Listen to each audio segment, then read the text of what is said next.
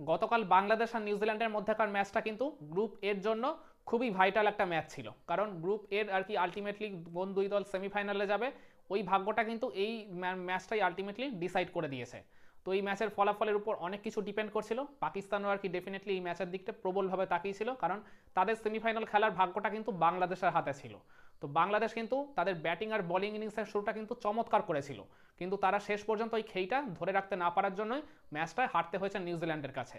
তো বাংলাদেশ ঠিক কোন কোন জায়গায় নিউজিল্যান্ডের কাছে আলটিমেটলি হেরে গেল, বা কোন কোন কারণগুলো বাংলাদেশের হারের জন্য শেষ পর্যন্ত দায়ী হয়ে গেছে, চলুন সেই সব কিছু নিয়ে আজকের এই ভিডিওয়ে আলোচনা করা যাক। তো বাংলাদেশ ওই জায়গায় ব্যাটিং পেয়ে তাদের ইনিংসের শুরুটা কিন্তু বেশ চমৎকার করেছিল। তাদের ক্যাপ্টেন শান্ত আর ওই আরেক ওপেনার ওই তানজিদ তামিম কিন্তু 45 রানের জুটিও গড়ে দিয়েছিল। তো ওই মানে যেখানে আগের ম্যাচে বাংলাদেশ কিনা 35 রান তুলতেই পাঁচটা উইকেট খুঁয়ে ফেলেছিল ইন্ডিয়ার এগেনস্টে, তো সেখানে ওপেনিং জুটিতে 45 রান উঠে যাওয়া মানে বেশ তাদের জন্য একটা সাফল্যই বলা চলে।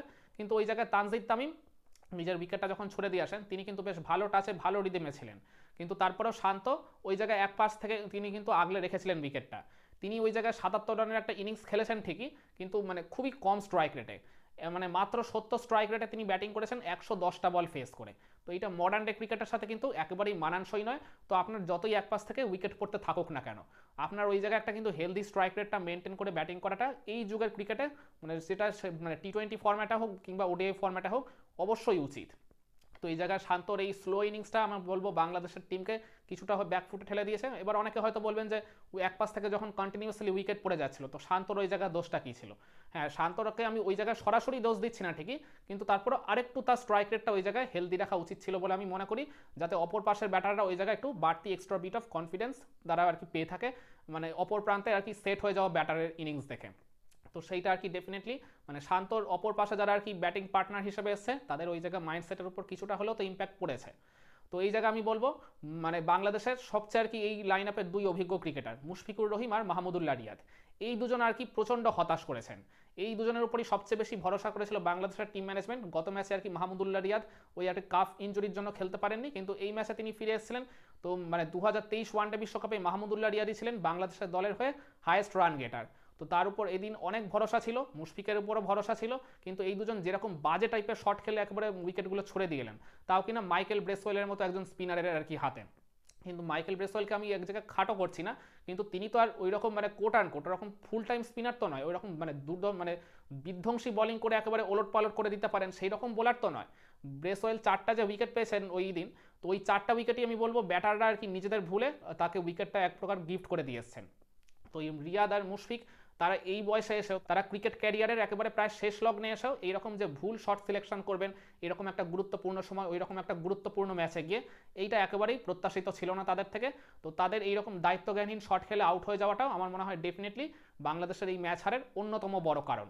আর এছাড়া তাওহিদ হৃদয়, যিনি কিনা গত ম্যাচে সেঞ্চুরি পেয়েছিলেন, দুর্দর্শ একটা আর কি পার্টনারশিপ করে ওই জায়গায় মানে বাংলাদেশকে একেবারে বলতে গেলে ভেন্টিলেশন থেকে তিনি তুলেছিলেন।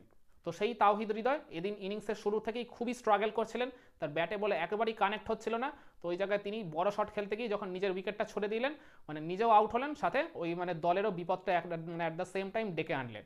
তার উইকেটটা পড়ার পরপরই কিন্তু ওই মুশফিক আর মাহমুদুল্লাহ এই দুজনও কিন্তু অলমোস্ট মানে খুবই কম সময়ের ব্যবধানে তাদের উইকেটটাও চলে গিয়ে বাংলাদেশ একসময় তাদের স্কোরটা ছিল 2 উইকেটে 97, সেখান থেকে অল অফ আ সাডেন তাদের স্কোরটা হয়ে গেল 5 উইকেটে 118। আর এই জায়গায় আমি একটা মানে ক্রেডিট দেবো ওই মাইকেল ব্রেসওয়েলকেও।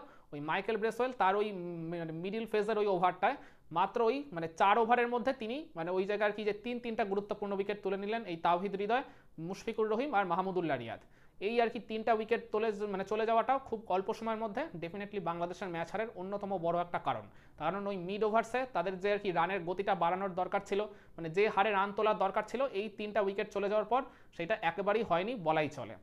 আর অপরদিকে শান্তর ওই নেগেটিভ ব্যাটিং অ্যাপ্রোচ তো রয়েছেই। তো এরপর আর কি ওই জাকের আলী অনেক একটু চেষ্টা করেছিলেন ঠিকই, কিন্তু সেটা আর কি গুড এনাফ ছিল না, কারণ অপর পাশ থেকে তো কন্টিনিউয়াসলি উইকেট চলে যাচ্ছিল। তো এরপর আমি বলবো বাংলাদেশের বোলিং ইনিংসের সময় তো ওই জায়গায় আর কি দারুণ স্টার্ট করেছিল তাসকিন আহমেদ, এরপর নাহিদ রানা এসে কেন উইলিয়ামসনের উইকেটটা তুলে নিয়েছিলেন, ফর্মেট তুঙ্গে থাকা কেন উইলিয়ামসন। আর অপরদিকে উইলিয়ামের উইকেটটাও তো ফার্স্ট ওভারে চলে গেছিলো, যে উইলিয়াম কিনা আগের ম্যাচে সেঞ্চুরি করেছিলেন স্বাগতিক পাকিস্তানের বিপক্ষে। তো এই জন্যই আমি বলছিলাম মানে তাদের ব্যাটিং আর বোলিং ইনিংসের শুরুটা চমৎকার হয়েছিল, কিন্তু ওই খেইটা তারা শেষ পর্যন্ত ধরে রাখতে পারেনি। তো এরপর থার্ড উইকেট ওই ডেভন কনয় রাচিন রবীন্দ্রর মধ্যে যে একটা 57 রানের জুটি গড়ে উঠলো, ওইটাই মূলত বাংলাদেশকে আবার ম্যাচ থেকে আস্তে আস্তে ছিটকে দিয়েছিল। তার উপর ওই ওদের উপর বিস্ফোরার মতো ওই একদম ইজি একটা রান আউটের সুযোগ পেয়েছিল ওই জায়গায় তানজিদ তামিম। তো ওই ইজি রান আউটের সুযোগটা পেয়েও তিনি ওই জায়গায় গ্র্যাব করতে পারেননি। একেবারে মানে উইকেট মানে তিনি 3টা উইকেটই একবারে সামনে চোখের সামনে দেখছেন, মানে খুবই শর্ট ডিস্টেন্স আর কি বলতে গেলে, মানে বড় জোর হয়তো 5 থেকে 6 মিটার দূরে তিনি দাঁড়িয়েছিলেন উইকেট থেকে। ওই জায়গা থেকে যদি একজন প্রফেশনাল মানে ক্রিকেটার মানে আন্তর্জাতিক মানের ক্রিকেটার যদি ওই রকম একটা ক্রুশাল মোমেন্টে ক্রাঞ্চ মোমেন্টে যদি উইকেট না ভাঙতে পারেন, তো এটা তো ডেফিনেটলি দিন শেষে আপনার ম্যাচের রেজাল্টে অনেক বড় ফারাক করে দেবে। আর তার রাচিন রবীন্দ্রর মতো ক্রিকেটারকে আপনি যখন ওই জায়গায় চান্স দেবেন, তো তিনি ওই চান্সটা আর কি দুহাত ভরে কাজে লাগালেন। তো ওই আর কি মানে 25 রানের তিনি যে লাইফটা পেলেন ওটাকে কাজে লাগিয়ে তিনি হাফ সেঞ্চুরি করলেন। তারপর ওই টম লেথামের সাথে সেঞ্চুরির পার্টনারশিপ গড়ে তুললেন। এরপর রাচিন রবীন্দ্রকে বাংলাদেশের ফিল্ডাররা আরও 2টা চান্স দিয়েছিল, একটা তার 93 রানের মাথায় আর একটা তার সেঞ্চুরি হয়ে যাওয়ার পর। কিন্তু আমি মনে করি ওই দুটো চান্স আর সেভাবে তখন কাজে মানে লাগতো না বললেই চলে, কারণ তখন তো তিনি যা কাজ করার অলরেডি করেই দিয়েছেন, মানে বাংলাদেশের ওই 12টা তিনি তখন বাজিয়ে দিয়েছিলেন। তো ওই জন্য আমি মনে করি ওই 25 রানের যে আর কি মানে রান আউটের চান্সটা মিস করেছিল ওই তানজিদ তামিম, ওইটাই আর কি দিন শেষে অনেক বড় আর কি এক্স ফ্যাক্টর হয়ে গেছে, অনেক বড় টার্নিং পয়েন্ট হয়ে গেছে বলে আমি মনে করি। আর এরপর টম লেথাম নিজেও তো ব্যক্তিগতভাবে ওই জায়গায় 55 রানের একটা খুব দুরন্ত ইনিংস খেলেছেন।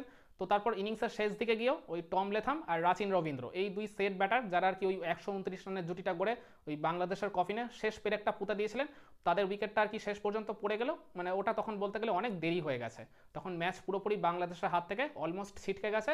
তো যার ফলে 23 বল হাতে রেখে 5 উইকেটের ব্যবধানে নিউজিল্যান্ড বাংলাদেশকে এই ম্যাচে পরাজিত করে ওই চ্যাম্পিয়ন্স ট্রফি সেমিফাইনালের টিকিট তারা পুরোপুরি কনফার্ম করে ফেলেন। আর তার সাথে এই গ্রুপ এ থেকে কোন 2 দল সেমিফাইনাল খেলবে সেটাও নিশ্চিত হয়ে যায়। ভারত আর নিউজিল্যান্ড প্রথমেই তারা সেমিফাইনালে কোয়ালিফাই করে এই চ্যাম্পিয়ন্স ট্রফি শেষ 4-এর টিকিট তারা নিশ্চিত করে ফেললো। এবার শুধু বাকি ওই গ্রুপ বির আর কি 2 সেমিফাইনালিস্ট স্পটটা আর কি কনফার্ম হওয়া। তো আপনারাও কি মনে করেন বাংলাদেশ ঠিক এই সব রিজনগুলোর জন্যই আর কি মানে ম্যাচে তারা খুব ভালোভাবে স্টার্ট করেও তাদের 2 ইনিংসের শুরুটা যথেষ্ট ভালো করেও শেষ পর্যন্ত নিউজিল্যান্ডের কাছে তারা হেরে গেল, বা ওই জায়গায় কোনো রকম ন্যূনতম প্রতিরোধটুকু তারা শেষ দিকে গিয়ে আর গড়ে তুলতে পারলো না? কমেন্ট করে আপনার মতামতটা জানাবেন নাকি?